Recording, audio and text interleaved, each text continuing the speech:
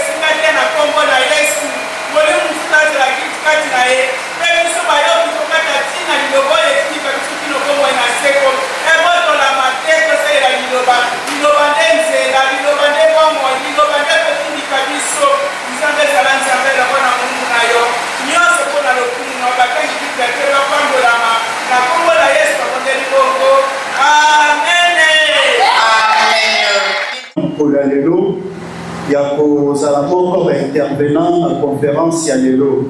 Merci à maman Nangaï, maman Lumumba. Vraiment, ils ont confiance. Alléluia.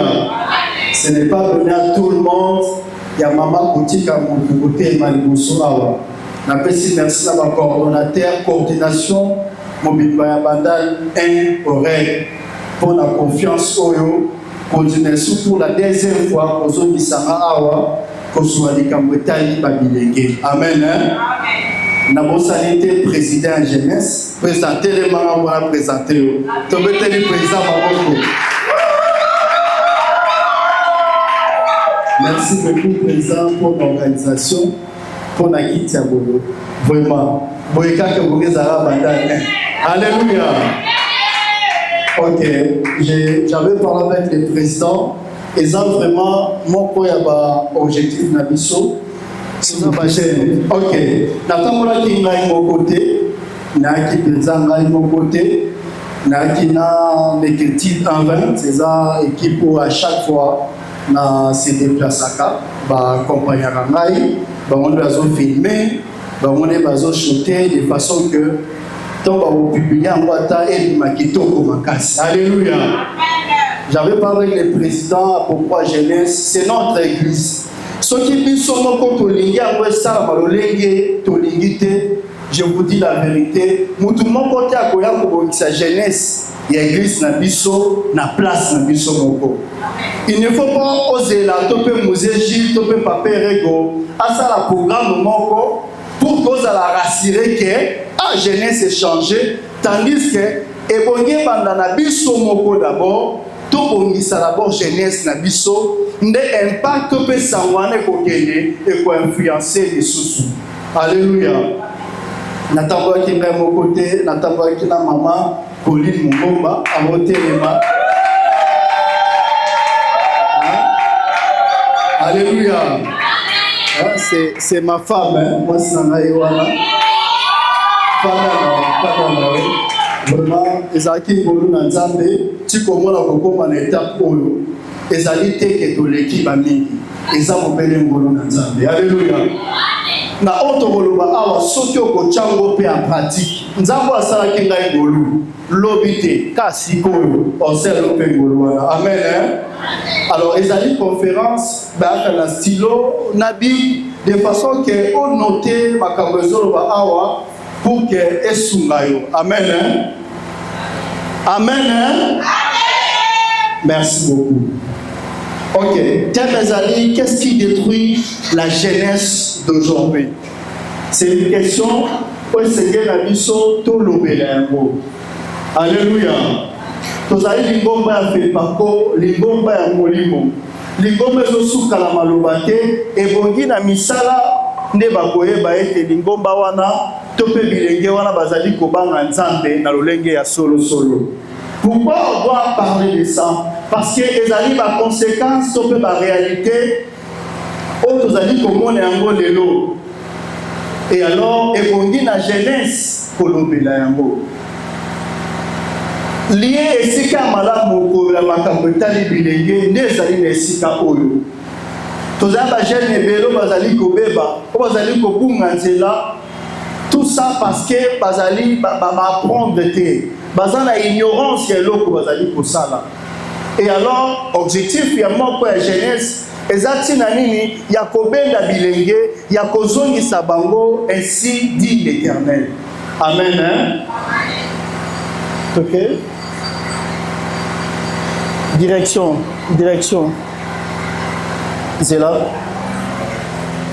Production. La jeunesse est une étape charnière de la vie, située entre l'enfance et la maturité.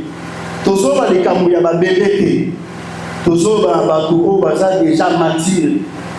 Ya mwana lingoma la biso pe pa ko nzambe malamu, babatisa ba bébé. Pour que muto soit baptême, et bongi déjà na ba âge ya 12 ans mata ayebi ko distinguer mabe na malamu. Alors ici on parle de la jeunesse.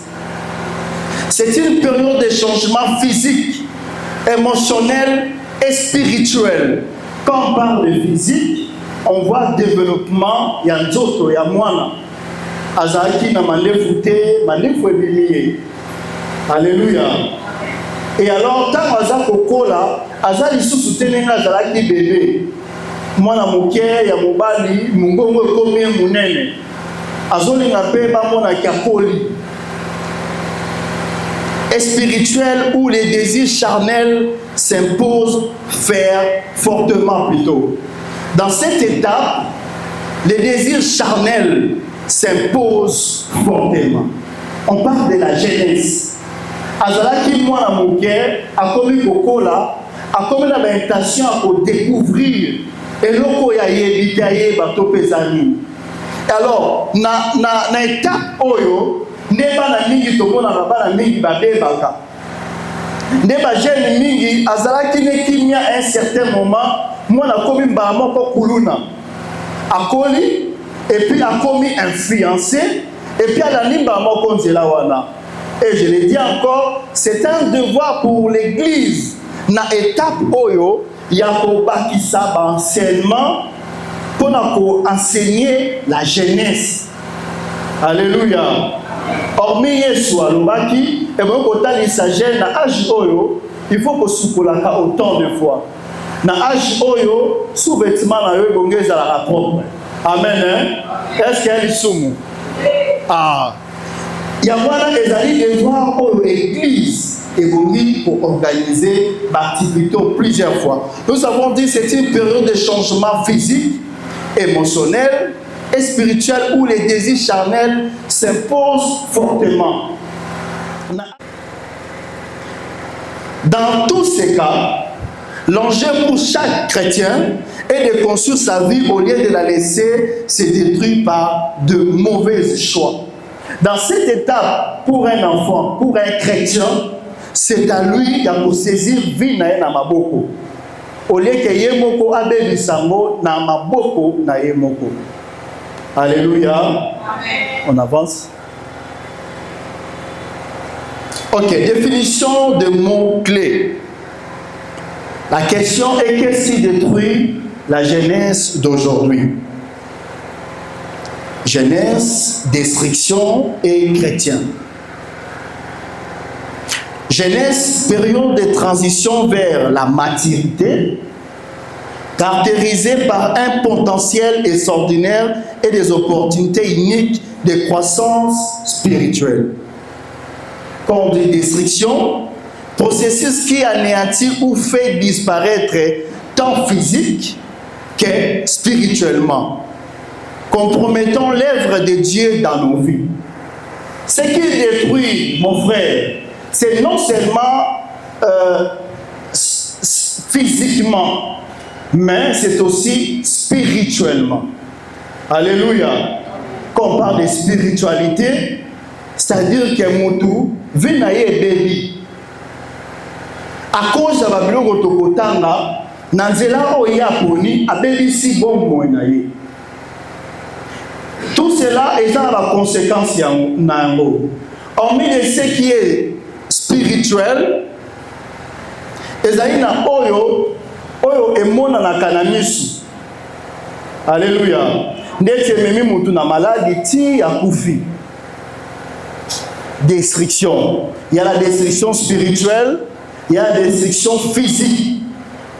Oh mutu vina ebebi kaka boye. Les kambo ya kote la kiwana et détruire ti akufi. Akokufa soit sabani kobela.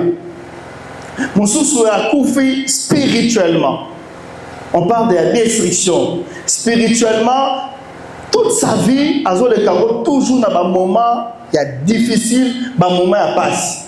On parle de destruction. Processus qui anéantit ou fait disparaître tant physique et spirituel, compromettant l'œuvre de Dieu dans nos vies.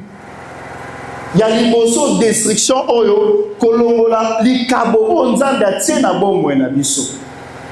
c'est pour cela que pour orienter la jeunesse. Alléluia. Amen. Chrétien, je peux dire chrétien, c'est celui qui prend librement le Christ pour modèle de vie, en vivant selon la parole de Dieu, est sorti hors de l'Égypte. Alléluia. Alléluia. Amen. Chrétien, chrétien. Non. L'église awa, mais tant que aux allez kotia liloba na nzambe en pratique de konanga okosi. Alléluia. Il ne s'agit pas de prononcer, de dire qui je suis, mais il s'agit juste que les gens voient de bonnes œuvres en toi pour qu'ils témoignent qui tu es réellement. Alléluia. Tu te dis tu es chrétien ici à l'église, mais quand on a posé un combo mususu yoyebi, babenga ko Jarman, babenga kayo Rihanna, mususu akomane Rebo, mususu akomane Machari, a changé les démarches. J'insiste, l'église, il ne s'agit pas de prononcer, mais il s'agit juste que les gens voient vos bonnes œuvres vont témoigner qui tu es réellement. Alléluia. Qui disent chrétiens, il s'agit non seulement d'accepter Jésus-Christ comme Seigneur et Sauveur, mais aussi de mettre cette parole-là en pratique. Alléluia.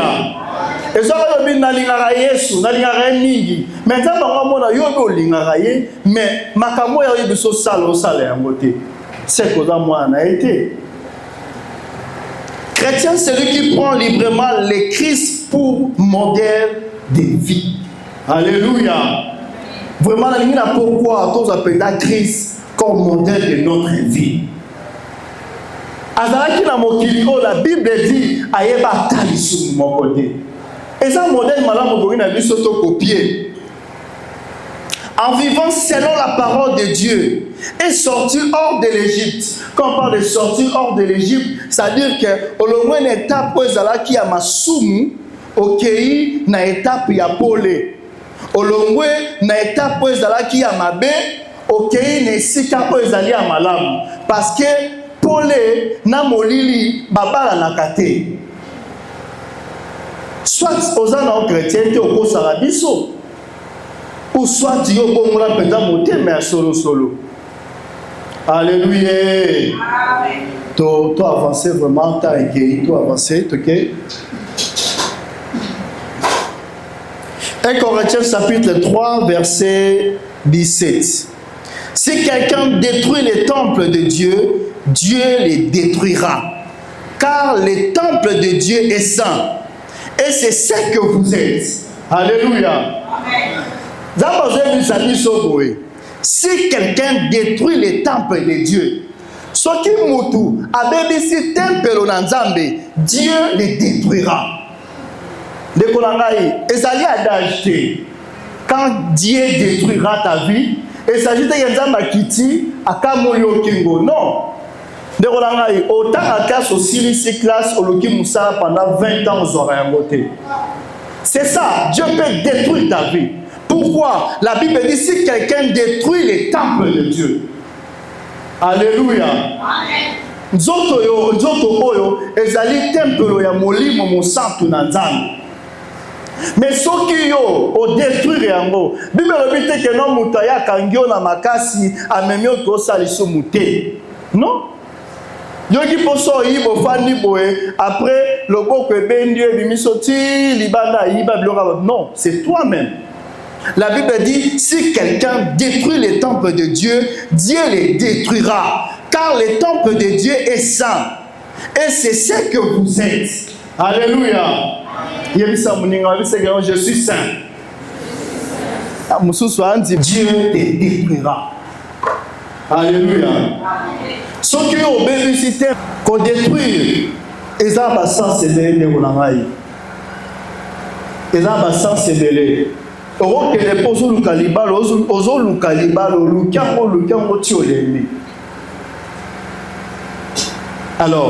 on avance. Les causes, j'aimerais vraiment toquer directement la cause. Parce que la question, qu'est-ce qui détruit la jeunesse d'aujourd'hui? Avant d'y arriver ici, j'aurais voulu d'abord comprendre jeunesse. Ezali destruction, ezali nini. Et que dit la Bible par rapport à ça? Nous avons plusieurs sortes. Le corps lui-même. Alléluia. Cause ya liboso, eza nzoto. Nzoto physique.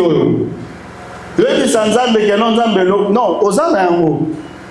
Le corps lui-même exprime des désirs au fur et à mesure que l'âge avance, que l'on atteint l'adolescence. Nzoto d'abord yango moko. Au fur et à mesure aux ali kokola, les ali peut kosenga ba désir. Alléluia. Mais yebango ke Bible lobiete, nzambe bisi biso ateli biso nzela mibale esenge na biso topona. Et la Bible insiste, choisissez la vie. Oui, le corps exprime des désirs, mais c'est à nous de choisir lequel chemin nini otokopona. Soit yanzambe, tope to sepelisa nzoto. À quoi bon yoko sepelisa nzoto? À quoi bon okosa makambo église ba beti maboko? À quoi bon okosa makambo na veni ba beke yo yebi e bon nzambe a sepeli? Dekolanga na nyonso tokosa la vie na biso, on doit d'abord viser l'intérêt de Dieu. Dans tes projets que tu as, est-ce que nzambe dans la carte? Qu'est-ce qui te motive pour les lokowana? Et ça peut pas sentir yo, et ça matalana. De konangai, na motivation nyonso ya vie na yo. Soki nzamba na intérêt te, yeba ngwe koza déjà libanda volonté na yo. Alléluia. Oza la projet, oza le loko, tu peux investir. Si ce n'est pas l'intérêt de Dieu de konangai, j'ai vu des gens investir mbongo ebele. Mais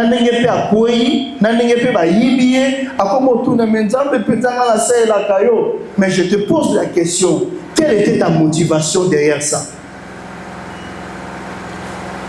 Première cause, c'est le corps. Nzoto d'abord. La deuxième des choses, c'est la convoitise. Alléluia. Vraiment, na bonde li. Et Dieu m'a insisté sur la convoitise. Kolula. La convoitise est anime. La convoitise provient du cœur humain. Alléluia. La convoitise est yate non. Et so uta na motema ya moto. Babi, c'est dans l'abondance du cœur que parle. C'est-à-dire que tant que vous avez finga, tant que vous avez eloko moko boye, ezo wuta na makanisite, ezo wuta na motema na onde ezo bima. La convoitise provient du cœur humain, ou l'envie d'acquérir ce qu'un autre possède. La convoitise, kolula, ozwa kaka o mususu aza na yango. Nga pene nga zwa yango, ndeko na ngai. À quoi bon? Il y a envie oyo excès ekotinda yo, ozwa kaka o mutazui, yangano moni mingi bake osimba ba magie. Tout ça, c'est d'abord la convoitise. La convoitise provient du cœur humain.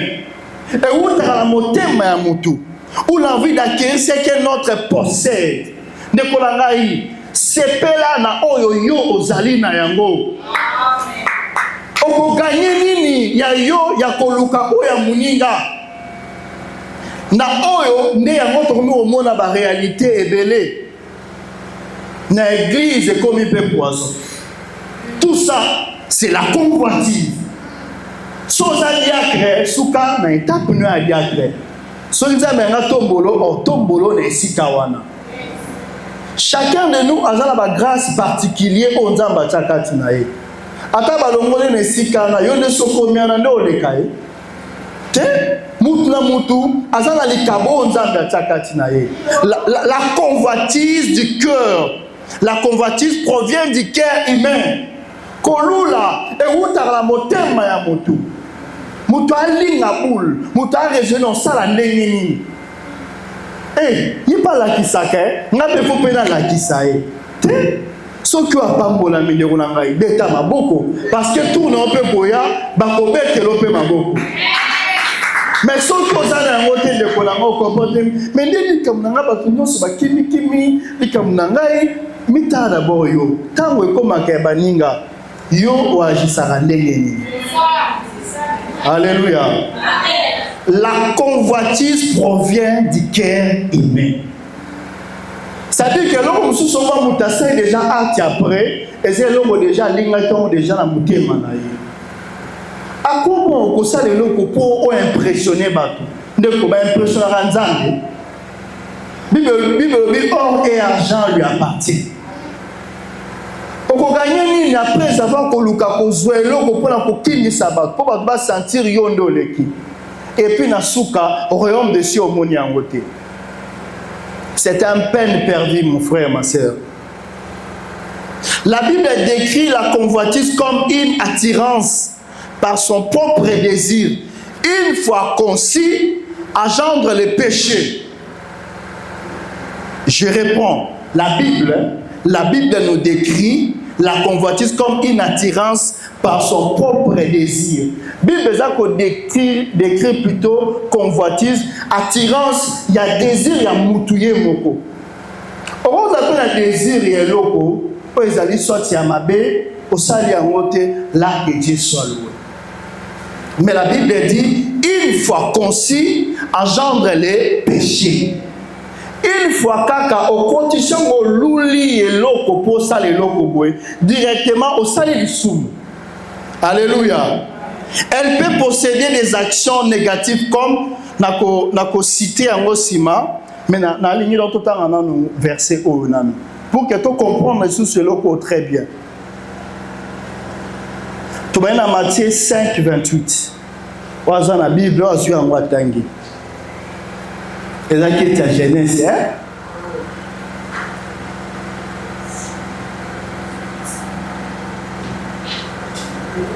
Matthieu, chapitre 5, verset 28.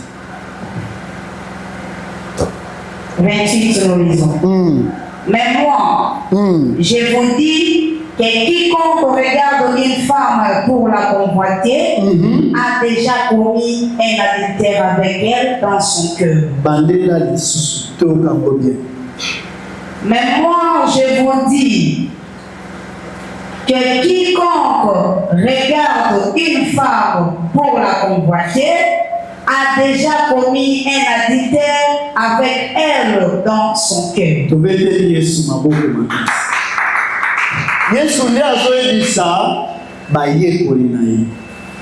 Moi je vous dis, quiconque, et ça veut dire que non, au passé, na action, mais une fois, au canisi, au regarder, na regard d'adultère, ma bé, Zambalobi, au commettre déjà adultère. Alléluia. Si vous avez tout na question, combien d'adultères au bandeko, au bagel de bé, basal? Yo mis sous le qui n'a qu'à la sens ya ma bé. Donc, quand on a au raisonner, mais il y a bien que à chaque fois, vous allez côté là, n'a pas intention à mabé et à chaque fois, vous allez la kalisoumu, liboso nanzan. Bible lobby, quiconque regarde. Donc, côté là, t'as une intention. Yango, tu peux ça qui définition que la convoitise provient du cœur humain. Il ne s'agit pas de passer en action pour dire que j'ai péché, mais quand tu as déjà des idées là dans ta tête, c'est ça, on a déjà liboso nanzan. Alléluia. Tangela Monsieur sous Jacques chapitre 1 verset 14 à 15.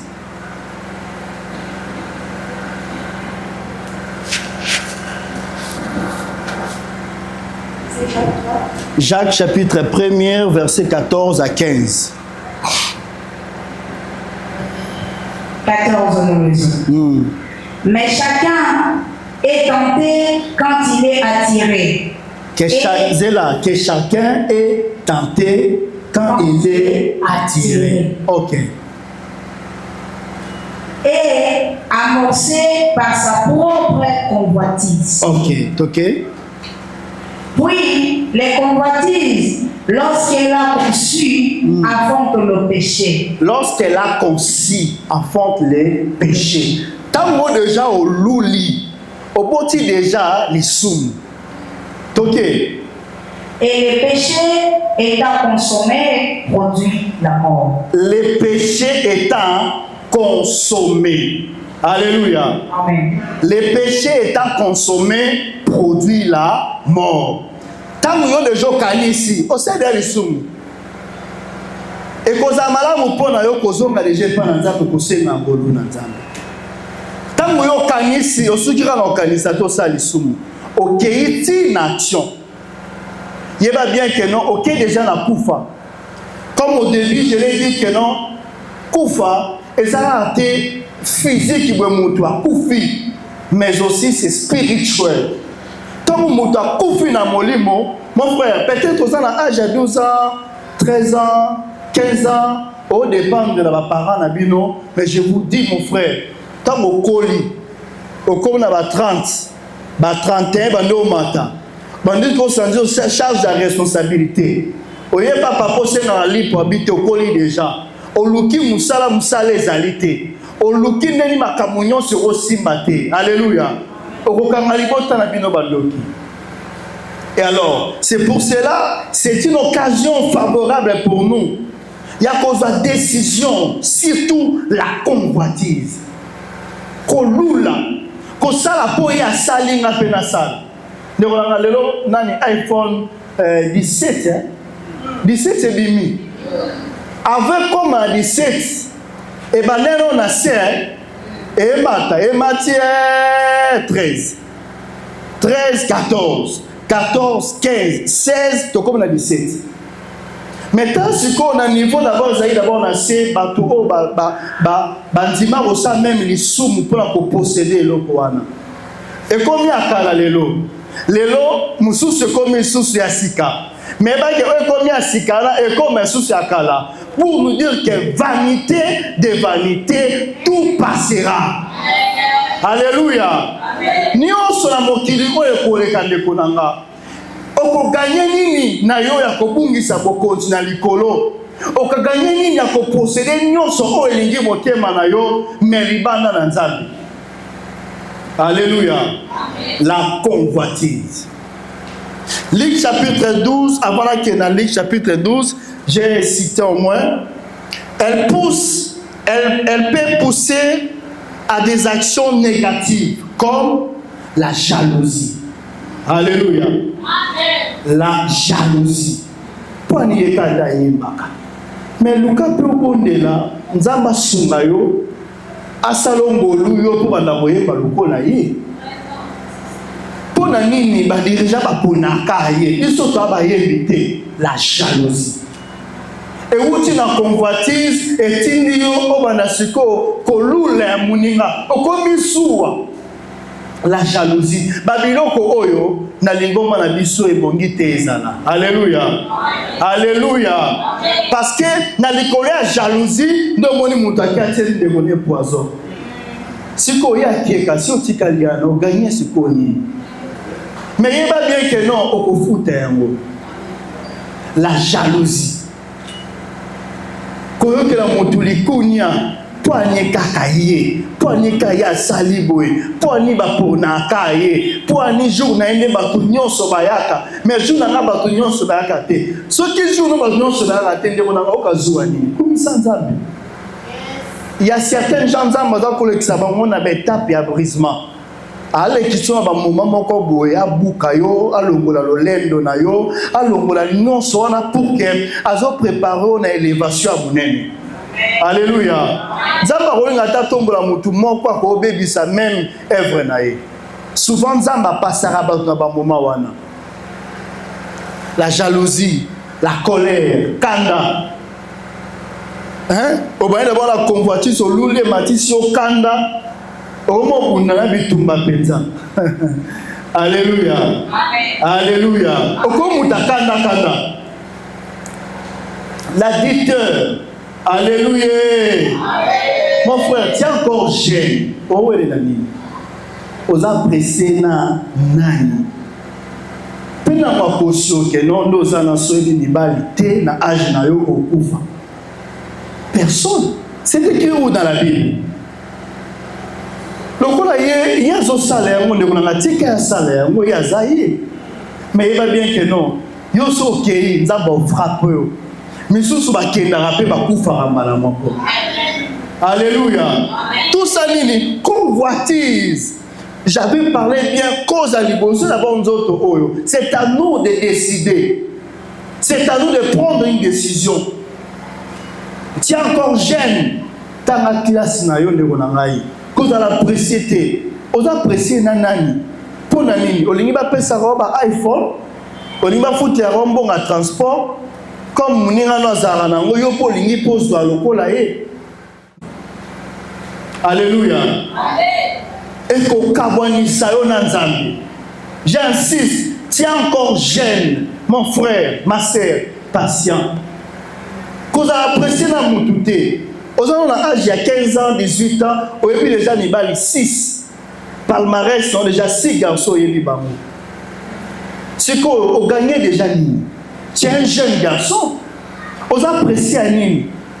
Qu'est-ce qui t'influence, mon frère, ma soeur? Alléluia. Amen. Alléluia. Amen. Cause à la précédée, ce sont des choses qui détruisent la jeunesse aujourd'hui. Mon frère, ma soeur, je vous dis vrai. Ceux qui yo, os appréciés, on y a déjà dans mon bal, ou ici déjà, le yenge même déjà. Quand 1 plus 1 égale à 1, et ça mathématique. Pour un mathématicien, surtout 1 plus 1, après bisodé. Mais ce qui 1 plus 1 émission 1. Pourquoi? C'est spirituel. Quand dit-on c'est spirituel, ça veut dire que mon bari na moi si basangani bakomi nzoto moko. Bazo partager spiritualité moko. Mais ce qu'on yo kangami na wana yebo tutu ya famille bundoki ya famille yango mususu depuis au couchana mon bari wana vino mobimba et baby karabu. Ne sois pas pressé. Hein? N'a insisté pour ta place. Mon frère, ma soeur, ne sois pas pressé. Ne sois pas pressé. On faté. Alléluia. Bako sorte de mon angaï. Yebisai. Amen. Hein? Merci pour Yoki. VH Sida. Ok na lombangu owelisi na yo kobima na mobali atikeli oveya syndrome ya sida omona ngo lelo te. Après des années, on se rendre compte que tu es maladif. Donc, on est déjà malade. Et en plus, c'est là qu'on a rongé santé, non, malembe, au rien l'église, awa, ba délivrer yo, ba bon de la peau na yo, au sénat, surtout awa. Biso chaque dimanche, ils ont opération de Onarai. Lobby dimanche, opération est allée. Alléluia. Mais il y a bien. Ma belle oyomo qui est déjà koluka. Où est détruit vie na yo. Maman le mouma pe manina. Kinyaza na l'aise. Comme mêler ma charge oyomo koluka. C'est le moment pour toi en tant que jeune de prendre conscience dans ta vie. Vie na yo et dépendre na yo moko. Vie na yo et dépendre na yo moko. Si on change en sikoyo, yo ndondo changer en si on bébé ça en sikoyo, yo moko ne ko bébé ça en. Alléluia. Ok, pressé tout ça parce que baninga basalaki. Tout ça parce que okaki posa pour meka pour ça. Meka ne kolanga ko kangama. Alléluia. Amen. Mais sous baboti avalage. Azaki otanga, ebongara si sa classe, à quelle université, pourquoi pas un jour bongara zata ministre.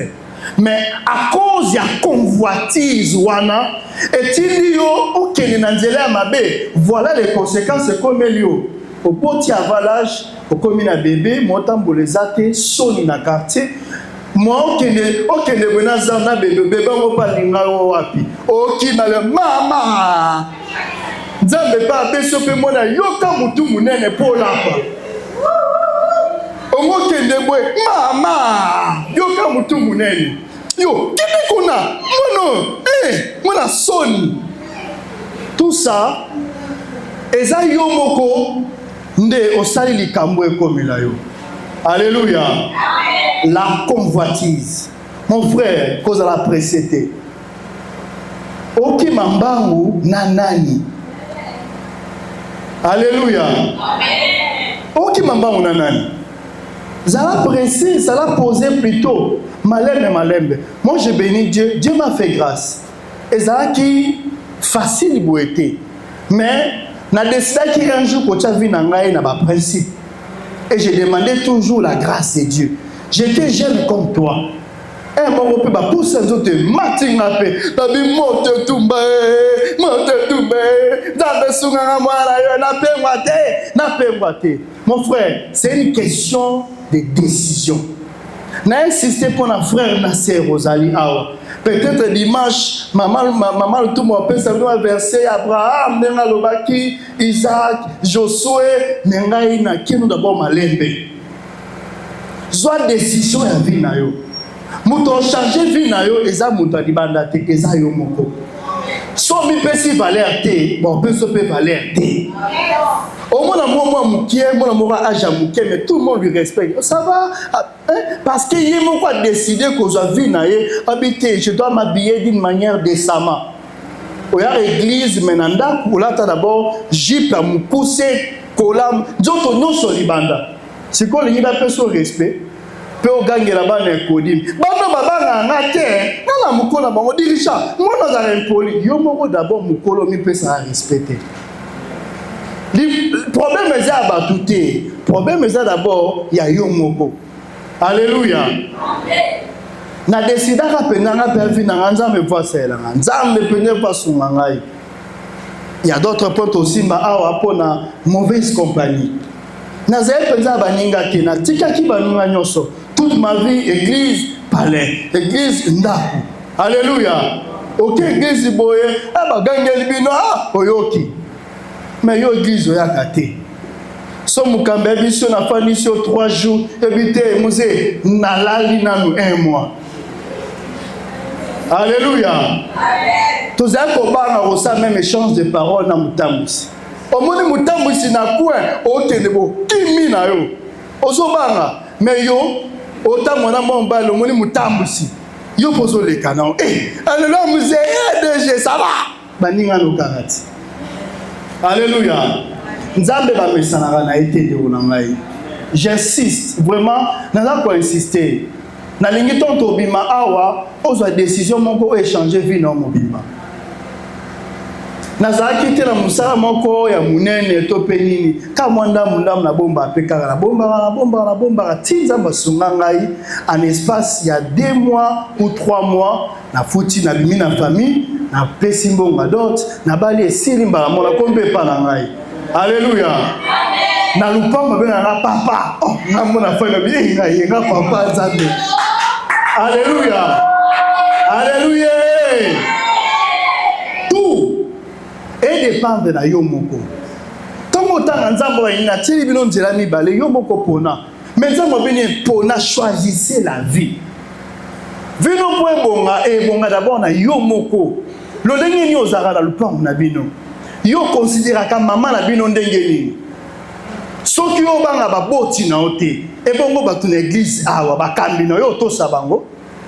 Alléluia. Tout et bana d'abord la biso moko. Tango yo zo tosa baboti ta chaque fois bazo silika po na yo. Eza pe malédiction po na vie na yo. Nga balaki sanga eloko mo pa e pa moboti na ngai. O bana ngai Paul. Lingara chaque jour nalobaka na baboti ba keno nzambe apambola yo. Mon frère, baboti baza banzambe na se. Yo moboti aboti yo tosaka ete. So batindi osiliki obeti makolo kei. Mais obanga dirigeant choral. Je comprends pas. Dirigeant choral obanga mais maman aboti yo na ndako tosa ete. Et abasani ernotiki basano ki na que des répétitions pardon maman na apprécié. Au sale le roté.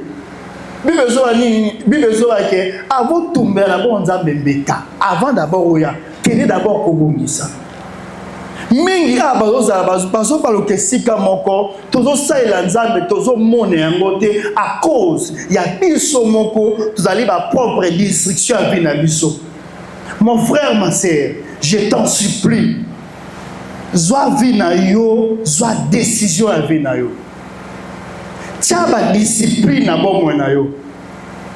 Et c'est na to comme na âge à 30 ans, na comme na âge à 30 ans, ndé na comme sérieuxité. Na to comme na âge à 30 ans, na ba ko épargner mbongo na pour le moment d'abord na silisa ngo na beta na ba winner na ke de gauche droite. Alléluia. Amen. Tout ezo dépendre na yo moko. Yo ke na chaque temps na cabine winner ou beta winner. Est-ce que vous pouvez faire respect pour ça? Ah, na venu mon bébé, ah, venu la biso polo winner. Après Matango PA RDC to poli. Tension. Bokati sous papier. Tout c'est la nzambe bande onangai. Alléluia. L'injustice. Injustice appartient à convoitise des moutakomi. Ah, pour appeler ça au 3 PCD, l'injustice, la haine. Alléluia. Oyini mutu na mutema no pe mobimba. Bo on pe bien na yino na mutema na mobimba. À cause ya convoitise et poti okomi na haine ya moninga. Alléluia. Zala malamu na ndeko na yo. Soki ndeko na sali mabe lobela ye. Soki ndeko na apambola mi betela ye maboko. Yo kanda yango ti na jour ya mariage ya moninga boy na koya. Ata kutu nango. Ba miso aronga zara ene na lingombo te. Okomona nzambe te soki oza na vie wana. Alléluia. Nazo bandela sepena lipamboli ya moninga po ba sepena oya yo. Koina te, kotonga te. Yango ani nozango na mutema no ti lelo. Ya desela bazawa d'église a girangati na kokufa toloba na raté. Mais au bébé c'est déjà fait dans yo moko. Alléluia. Le maître, comme j'ai dit que non maître dans moni batou à cause de convoitise après même en kobomande konaye likolo ya kolola. Alléluia. Amen. On avance. Encore, on continue la liste, il y a ma cause.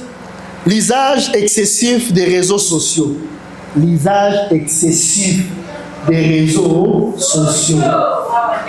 Alléluia. WhatsApp, Facebook, TikTok. Les réseaux sociaux affaiblissent la vie des prières. La première des choses. En fait, c'est ça qu'elle fait dans Yomoko.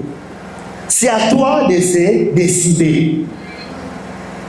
Comment fait-il? Tu prends 8 heures du temps sur Internet, mais tu n'arrives pas à prier pendant 20 minutes. Notre force, vie spirituelle, makasi na biso et vous t'arrêtez dans le sang. Le diable sait très bien. Quand quelqu'un chrétien commence à beaucoup prier, à cause de la makasi, t'as pour procéder vinaïe. C'est pour cela, réseaux sociaux et mati makasi. WhatsApp. Obitena nata dans le message au coup t'as 20 messages. Au répondre Kingan. Au répondre Kingan. Alors bon, vous allez bien. Ok, dans le groupe Moussous. Bon, ni ma chérie, vous allez bien. Eh, ma belle, vous avez mon été. Et très souvent, la plupart, na batanyo sur bazwarawana, en vrai dire, les gens ont contribué même pas dans la vie na bango. Moi personnellement, réseaux sociaux, réseaux sociaux c'est démoniaque. Moi personnellement, je ne peux pas dire ça dans le sens où utile oyo, tout réseau dépend na yondengo salele yango. Alléluia. Amen. Une fois dans la paroisse à thé, mais dimanche na moni culte en direct na Facebook, culte en direct. Na quitté, c'est un moyen de communication. Alléluia. Amen. La plupart les lots bazo gagner ba marché na bango mingi au travers réseaux sociaux. Les Arabes commander, les Arabes commandent, passez vos commandes, client satisfait. Alléluia. Ma boutique Nicolas, les client satisfait. Tapoter. Alléluia. Amen. Et ça dit pour la yo et le yo nanzambe. Dieu a besoin de toi. Mais ils ont une décision. Il y a qu'à discipliner vie na yo. À quel moment il faut si ma téléphone, à quel moment il faut na yo kotika téléphone. Alléluia. Amen. Une fois, dernièrement, j'ai une madame, n'abissé, n'abien nos frères na ngamobwe, bande wonangai, n'abien nos frères wana, na kede na WhatsApp, na tamboli WhatsApp, na keti na Facebook, et gagner plus de moins 30 minutes. Alors posons-nous des questions et contribuons à nous. Alléluia. Alléluia. Amen. Tout m'est permis, mais tout n'est pas utile. Les lois exactes que non, des acquis cyber, mais aujourd'hui, même des enfants de Dieu ici. Avec Internet, ça va taper pornographie, mais il détruire des vies. Mundela Tchangonion s'offele. Au travers au sommet à méga 1 giga, non, tu es prêt à détruire ta vie toi-même. Mais aux pays yomoko pe na maboko, il y a qu'à construire vie na yo, à gérer juste le temps à téléphone na yo. Et ça va courir les calango, ah, sans que fout à Minerval pendant des mois, pendant des années, au tchepe ba méga, au disposer temps na yo, au yekoli pe courir l'eau, yebi amopé. Alléluia. Mais la Bible dit chaque chose a son temps. C'est ça d'abord le problème. On doit d'abord se discipliner. Et tout le temps téléphone, éducation va les obéba. Tout le temps téléphone. On a toujours surpris dans la nouvelle. Tout le temps téléphone. On a ma bilo reziki. Ma bengano nanda koya, ma mutamusi, mobali wana méchant ni yo monde. Les réseaux sociaux affaiblissent la vie des prières. J'insiste, affaiblit la vie des prières. Alléluia. Et bon, il a dit ça, tout discipliné en gros de mon angaï. Tout discipliné en gros. Tu prends tout ton temps. Aux un programme la 5h, il faut bima. Au continue la chambre 21h. On aussi ma téléphone 21h, 10h au lali, au la mouki na tongo. Eh, vraiment retard, mais c'est à cause de toi-même. Et je me dis, t'as nos yeux sur cause de la prière. Ah, nzamba lingaga kita c'est leur okamo. Alors ce sont des choses. Oh, ce sont des choses qui détruisent la jeunesse aujourd'hui. Alors c'est à nous. Il y a une discipline. Les réseaux sociaux affaiblissent la vie des prières, réduisent les dialogues réels avec Dieu et avec les autres. tala image oyo bato mibale bafandi no baka couple bafandi asimbi tshombo na ye oyo atala na ye bafoto baimage. Dis-moi, bakozwa ta nini ya koconstruire couple na bango, bakozwa ta nini ya kosola sur l'avenir ya bana, bakozwa ta nini ya koplanifie mpo na lobi. Une fois que place moko na matanga bato nyonso fait pe mulongo bango nyonso ra tshombo abu. Réduire les dialogues réels. Kosola boye baninga no ba ye masolo mais on sur un téléphone. Non, ils ont réduit le dialogue masolo. Mukola rope so reproche pour conduire le moment mais yo ye otala no mukolo ofane no ra téléphone. Bon ya te. Il y a cela même à l'église. À un kit dimanche, bah te ya zara na téléphone. O lukanini. Pose nini. Obengalo machana koti machana te. Ezanda unanzana. Alléluia. Soki oyebi ko discipliner temps, oyebi ke no ezali moment nzambe. Nzambe wana pe akoselo makambo ya minene. Amen. Hein? Tobeteli Yesu maboko makasi. Pour avancer. Ok, tu continues toujours dans la cause. L'homme erré évite les conseils des méchants.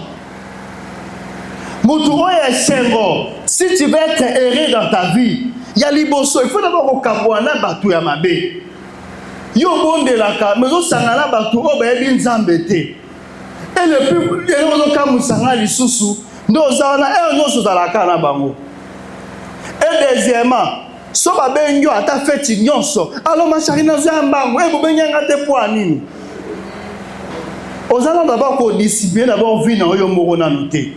Alléluia. Amen. Alléluia. Amen. Et bon ina biso ko pona bato ya malamu ko fanda na bango. Moi j'ai béni Dieu parce que entourage na ngai bato bazali ko sela nzambe. Il y a des fois, on lui dit loko moko benge mema muninga ngana oloba oya oloba. Il y a des fois non seulement babilo comme sous to bangara car ba pesio verset kaka ba to église mais entourage na yo c'est ça bato ba banga nzambe. So fingi no ba mais yo frère ande do finga ndeni. Mais yo na ba ninga na yo imbécile muninga ma chérie. C'est-à-dire que Mouto pesa moninga conseil azate. Alléluia. Alors ebongi na yo kopona moninga ni nyamalamu oyo bongi yo otambola na ye. Alléluia. Ebongi na kopona batu nini baza na entourage na yo. Ndeko na ngai entourage malamu et sauvera paix. Na sepera la Bible une fois ndeomonga bayabelaki. Bible pesa et expliquer baninga na ye bazwi muninga na bango bake na ye place yesu azoteya babite boenzela ezali te to changer na place ni to kokota batoboli place ya likolo bakiti ti bakitisi ye na tout une question mutu wana bikaki mpona ye kondima ya mutu wana malade ou bien baninga na ye. Alléluia. Baninga na ye au travers baninga na ye nende kwana nde abikaki mais bible lobite ke non pour la mutu wana zaki na kontima non nde kona ngai tu dois choisir batu ya malamu oyo ko tambola na bango. Amen. Hein? Mutu afingaka ere nyonso aza sapide ko finge pa na ye za wa maya ameli yo ko kangama na ye kwa Barcelone. Mon frère, il y a d'autres gens bazana eloko monta ko perdre na vie na bango. Quand je dis perdre, ça dit quoi? Akolo ngula bilamba abuni pena mutu azoni pepa pena kimia. Yo longola ra elamba. Église ebite kala quartier na yo. Sango ekotambola ti awa frère we alongola ki bilamba. Frère wala alongola ki bilamba abundi. To filmer pe musée tala yeyo. Amen. Oyoki mawa me bandeko wana etalinga te batsango na ba réseaux sociaux nyonso etalinga te. C'est-à-dire que la doctrine oyo ndeye lisusu kobomba lisusu jeunesse misusu alakisa bango ke non lobiko bongi kozwa mai osopi mai osali mwa nini mo boye nde okobika. Non. Doctrine les amis, doctrine c'est l'ensemble des enseignements des apôtres parlant de Christ crucifié et ressuscité assis à son trône. Quand on parle de doctrine, doctrine, je peux dire que c'est la parole de Dieu. Alléluia. C'est la fausse doctrine. Alléluia. La fausse doctrine. Les gens de l'église ont communauté. Les gens makamuni no tozomona te na TV lelo. Ben venema ni mutaza na émission bi mama, zako pa mai. Chango likolo ya namonio, funga na chambre. Non. Et pas la biso, il s'agit juste de croire. Alléluia. Na jambe malamu, ba oyate po batindika, on n'a même pas pasteur, a tindika. Oh. Parce que c'est déjà pas moutou, protocole déjà sur consigne, il y a de la ciment. Azela, batindika po akoya. Alléluia. Continue à quoi ça a moutou. C'est la puissance de Dieu. Alléluia. Ce qui est ce qui soit quitté na bon moutou. Nous sommes bon moutou et bon wanaka. Comment fais-tu à chaque jour au koyaka? Dis-toi, et l'on y est changé quand tu veux. Transformation mouteza au koyate. Transformation mouteza ine na motema. Quand Dieu vient dans ta vie, tout change. Et les gars t'as là au bamba la robette à la boule. Alléluia. Totali Galates 1:8. Vraiment, il y a sur le banc que aussi ça. Galates 1:8. Nous sommes sur 1 Timothée 4:1. 8. Mais quand nous-mêmes, quand un ange du ciel annoncerait un autre évangile qui est celle que nous vous avons prêché, qu'il soit anéanti. Alléluia. C'est l'apôtre Paul qui parle. Alors, il attend un mot qu'on a accepté l'évangile. Ce qui attend ange à quitter. Ailleurs, comme vous savez, l'évangile, on a sauté à Bino. Oh, nous, on sait que vous savez, l'Iloba. Oh, ils allaient en dehors de l'Iloba dans Zambé. De mon amour, alléluia. Amen. Toqué 1 Timothée 4:1.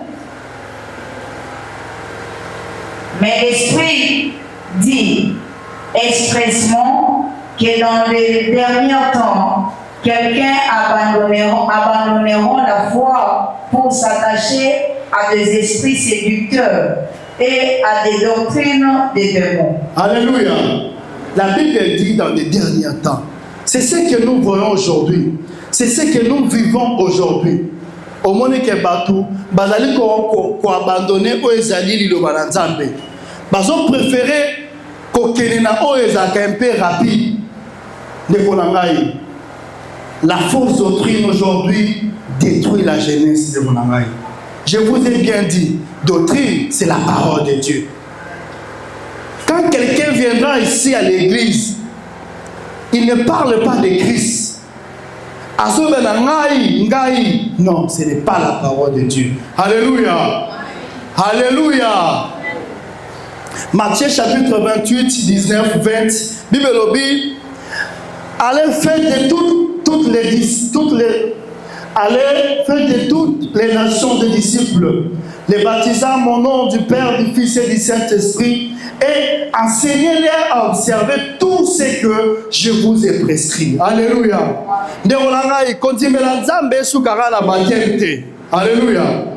Après avoir été baptisé, Dieu dit, apprenez-les à observer tout ce que je vous ai prescrit. Après avoir été baptisé, on ne doit pas s'arrêter dans le baptême, non. L'Église aussi a son rôle d'enseigner les jeunes à mettre cette parole-là en pratique. Parce que ce qu'on dit, mais Jésus-Christ, auquel il banda Satana a rolokotayo. Alléluia. Quand tu as accepté Jésus-Christ, il faut continuer l'enseignement. Il faut continuer à vivre sur la parole de Dieu. Ne on a ça qu'à croissance et à tout. Amen. Hein? Tu veux dire Jésus-Christ au maboko makasi. Avancez sur ça. Comment préserver la jeunesse? Notez, mener une vie de discipline. Point Liboso, il faut mener une vie de discipline. Quand je dis discipline, exactement comme mon côté, à partir de 18h, na bimaliban date. C'est ça discipline. Ngai na kenda ba feti nyonso te. C'est ça discipline. Yo ba feti nyonso atana oyebite. Sora ba bengo allô, le 40e jour au Pantagine, maman yakabam. Yo wana oyemba. Il faut d'abord se discipliner toi-même. Alléluia. Il faut d'abord se discipliner au cours. Dans le livre, il y a Daniel chapitre 1, verset 6 à 8. Daniel va se discipliner. Mokonzi va appeler sa gloire, mais tu es biso à côté. Va se priver na yango. Pensa va trouver qui va grâce. Alléluia. Deuxième, demandez l'aide du Saint-Esprit. Romains 8, 9, 10, 14. Demandez l'aide du Saint-Esprit. Il faut savoir que alors, mon livre, mon Saint Nzambe, est disponible pour nous redonner encore la force. Alléluia. Ne dis pas que non, non, mon frère. Il faut constamment demander l'aide du Saint-Esprit. Mon livre, mon Nzambe est capable. Quand l'Esprit de Dieu te conduit, même dans tes décisions, on a toujours une décision à malam. La décision qu'on a dans la vie, on ne regrette jamais. Parce que tu es conduit par l'Esprit de Dieu. Alléluia. Yo pour la option dans le Yengo qui est universel dans le Yengo. Non, demande à Dieu de t'orienter. Yo zenado mususu, yo qui est informatique, informatique des orientés. Parce que dans sa université, pour les orientés, non.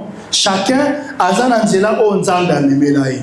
Batunyo so batanga université télé bangonyo so pe babonga. Non, eza misusu atanga université assisa licence maintenant papa mpole na angela mususu. Mais alekisa ke na option mo boye pour ekembisa ye aye batako ba français belé pour sikane subaye. Alléluia.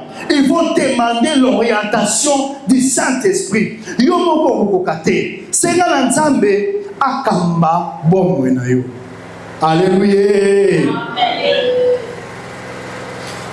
Troisième, accepter Jésus-Christ comme Seigneur et Sauveur.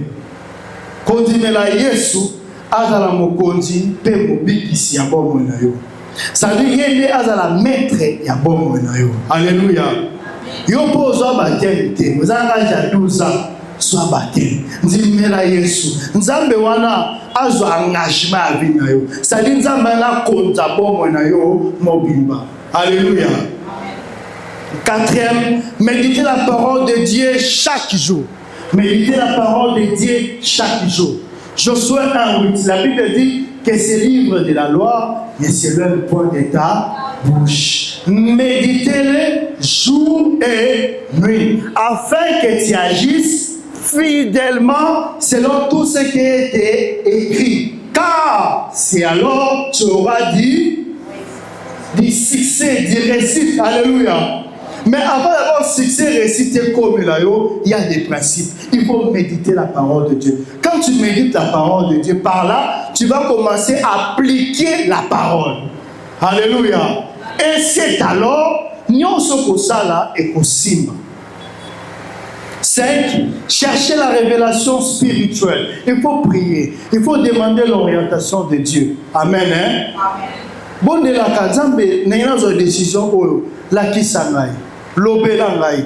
Comment la makambu nyonso na musuni boete. Yonotika ndoto monompeka normal. Eh bandoto ya chaque jour na mbaya ngope. Sixième, éviter la convoitise et les relations sexuelles avant le mariage. Alléluia. Pas les sexes avant le mariage. Oh, il y a ça, c'est sérieux. Alors, bibi. Alléluia. Septième, persévérer dans la prière constante. Ok? Conclusion, la jeunesse est une force, mais elle peut être détruite par de mauvais choix. Dieu appelle les jeunes à être la lumière du monde et le sel de la terre. Un jeune qui s'attache à Dieu devient un modèle pour sa génération et un instrument d'impact. Message clé, vous êtes la lumière du monde. Alléluia. Vous êtes la lumière du monde. Vous êtes la lumière du monde. Lumière wana ezali pour que misala na yo eganga na mokili mobimba bebe yo zali mwana na Nzambe. Alléluia. Na sengi na yo kozongisa makanisi na yo, kozwa décision na bomoi na yo, kotika o nyonso kopesa Nzambe lokumu te, kosenga ngolu na Nzambe katikati ya bomoi na yo. Alléluia. Nde na wana yo komona bikamwa na yo Nzambe na bomoi na yo. Tobeteli Yesu Kristo, betele maboko makasi. Vraiment, bongepusani mingi, totelemi, tobondeli, et puis nazoni ici mawepa modérateur.